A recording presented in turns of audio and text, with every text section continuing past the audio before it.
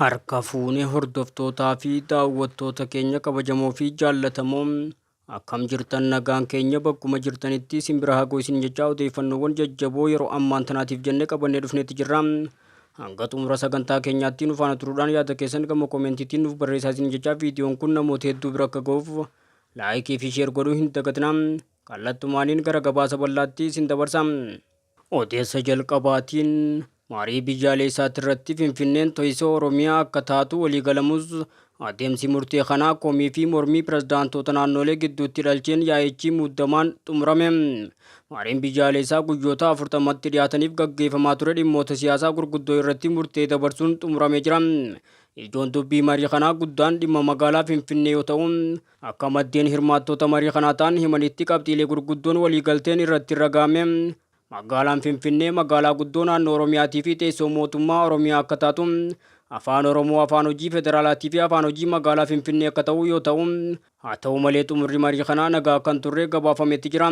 Ajandaan duraan miseensota 50 qophaa'ee hirmaattota 4,000 dhiyaachuudhaaf ture jijjiiramuun roobii galgala tasa walga'iin ariifachiisaan waamame. Hanga kamisaatti hirmaattonni sa'aatiiwwan dheeraadhaaf osoo waan dhaga'an hin qabaatin muddamaan eegaa kan turan yoo ta'u, boodarraas koomishinaroonni dhimma Finfinneetti irratti komiin bakka buutota Oromiyaatirraa dhiyaachuu beeksisuudhaan ajandichi kallattiidhaan pirezidaantoota naannoleetiin akka furmaata argatu taasisan. Dhimmi kun hooggantoota olaanoo gidduutti yaada adda addaa uumetti jira. Pirezidaantiin naannoo Amaaraa obbo Araggaa Kabbadaa Finfinneen qabeenya Oromoo ta'uu isaa hin mormu. Garuu rakkoo nageenyaa yeroo ammaa jiru walqabatee ajandaan kun yeroo biraatiif haa turu jechuudhaan mormanitti jiru.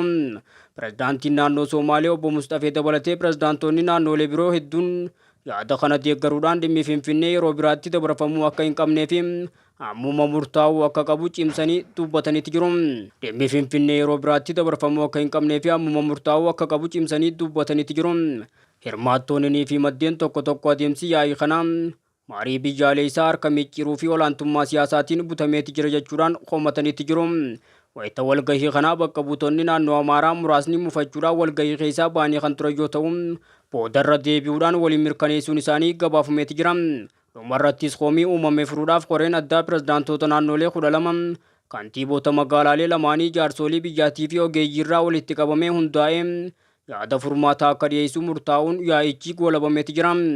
Odeessuma kanaan wal qabatuun sirna cufiinsaa marii biyyaalessaa Itoophiyaa bakka hirmaattonni 4,000 fi keessummoonni hedduun argaman irratti pirezidaantiin Itoophiyaa ambaasaaddar Taayyee Asqasillaasee haasawaa taasisaniin mariin kun bu'uura badhaadhinaa biyyattii ta'uu dubbatan. Pirezidaantichi murannoo ija jabinaa mootummaan agarsiiseef ministeera muummee Abiyyi Ahmad galateeffachuudhaan mariin kun faayidaawwan gurguddoo 5 akka qabus tarreessanitti jiru. Faayidaan jalqabaa hiree waloo akka qabaannu taasisa kan jedhe, faayidaa lammataa immoo Itoophiyaanonni tasgabbii fi nagaan mari'achuu akka danda'an agarsiiseeti jira jedhe. Faayidaan sadaffaa siyaasni biyyattii diinummaa irraa gara mariitti akka xiyyeeffatu godha. Faayidaan afuraffaa immoo maraamartoo diddaa fi waraanaan wal dura dhaabbachuu irraa akka baanu gargaara kan jedhu yoo ta'u, faayidaan shanaffaanii fi kan xumuraa immoo aadaa wal kabajuutii fi mari'achuutti gabbisa jeeti jira. Pirezidaanti Taayyee yaada biyyattiin kufuufiin diigamti jaamee tamsa'aa ture fashaleessuudhaan mari'achaati biyya ijaaraa mari'anna jechuudhaan ibsee jira. Walitti qabaan koomishinii marii biyyaalessaa Piroofeesar Masfin Araayaa uummanni 4 dhugumaan wal gahee mari'ataa jaamee shakkiin kan ture ta'us guyyoota 46 milkaa'inaan gaggeeffamuu himanii jiru.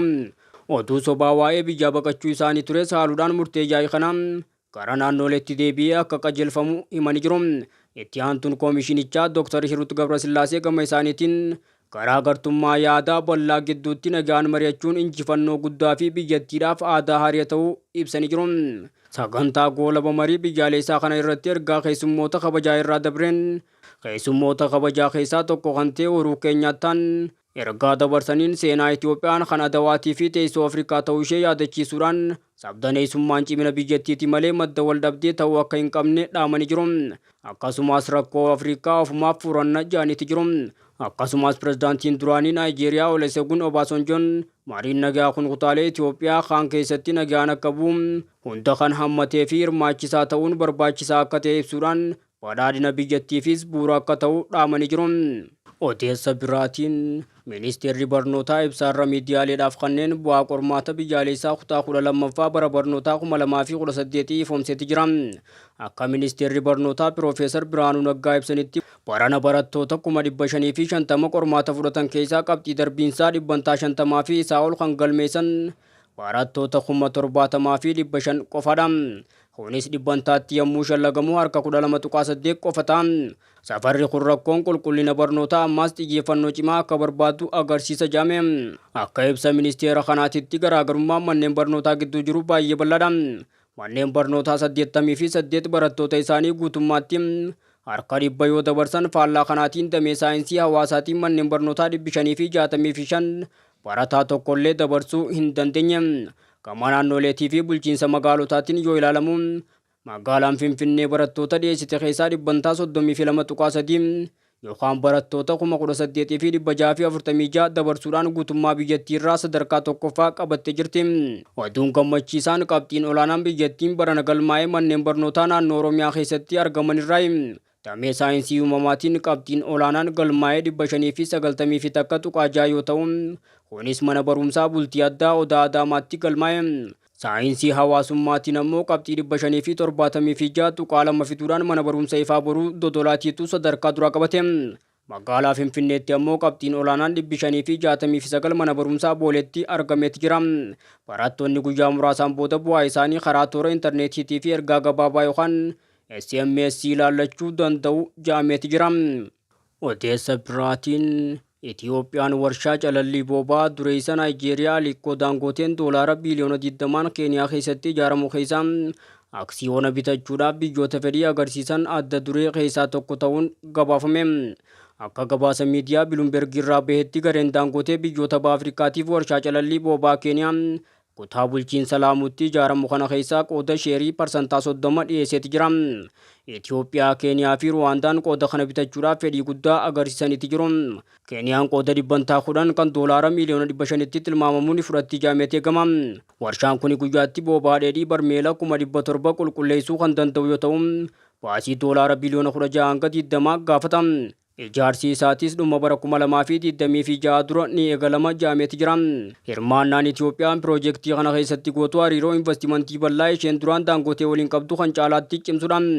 Daangoteen dhaabbata investimentii Itoophiyaa investimentii holdingii waliin ta'uudhaan godina godee naannoo Somaaleetitti warshaa xaa'oo doolaara biliyoona 4tti tilmaamamu ijaaruudhaaf karoorfateeti jira. Piroojeektiin kun gaazii uumamaa dirree Kaalub irraa argamu ujummoodhaan gara godeetti dhiyeessuu of keessatti kan hammatudha. Gama biraatiin Itoophiyaan wabii anniisaa biyya keessaa mirkaneeffachuudhaaf bu'uuraalee misoomaa biroo babal'isaa jirti. Dhaabbanni investimentii Itoophiyaa Jabuutii waliin ta'uudhaan kuusaa booba'aa garee galaanaa guddaa dhaabuudhaaf waliin hojjechaati jira. Dabalataanis ujummoo booba'aa qulqullaa'aa gardawwalleetti dhiyeessuu fi walitti hidhamiinsa daandii baaburaa cimsuu irrattis mariin taasifamaati jira. Piroojeektiin Laamuu kun kooriidara geejjibaa Laabset yookaan Laamuu Suudaan kibba Itoophiyaa waliin dhiyeenyatti kan wal qabatu waan ta'eef gabaa booba'aa Itoophiyaatiif bu'aa guddaa fida jedhameeti eegama. Odeessa xumuraatiin US qoqqobbii dinagdee haaraa fi cimaa Iraan irratti labsuudhaaf qophii xumuruu ishee hordofee pirezidaantii US Tiraamp ulaan Hormuz qaama bulchiinsa Ameerikaa akka teebeessan Iraan gamasiitiin tarkaanfii deebii barbadeessaa akka fudhattu akeekkachiifte.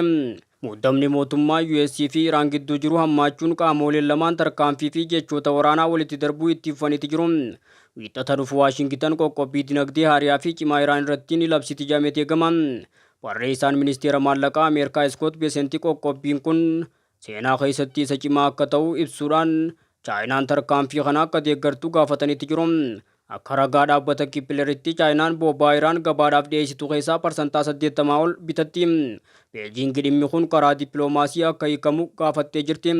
Dubbii himaa ministeera dhimma alaa Iraan Ismaa'il Bagaayii tarkaanfiin Ameerikaa kun seera idil-addunyaa kan cabsuu fi birmadummaa biyyoota biraa kan tuqudha jechuudhaan balaaleffatan. Pirezidaantiin Ameerikaa Doonaald Tiraamp uummata Kaaroliinaa kibbaatti haasaa taasisaniin ulaan Hormuziin booba'aan addunyaa parsantaan 20 keessa dabru daangaa bulchiinsa Ameerikaati jedhan. Iraan dhukaasa Ameerikaa fi Israa'el ishee irratti bananiif deebii kennuudhaaf jecha ulaa kana guutummaatti cuftee kan jirtu yoo ta'u, kunis gabaa booba'aa addunyaa irratti qaala'iinsa guddaa uumeeti jira.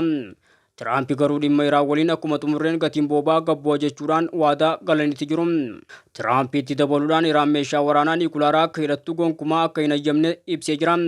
Diinagdeen Iraan manca'uu isaa qaala'insi jireenyaa parsantaa 350 ga'uu fi loltoota isaaniitiif illee mindaa kafaluu akka hin dandeenyes himee jira.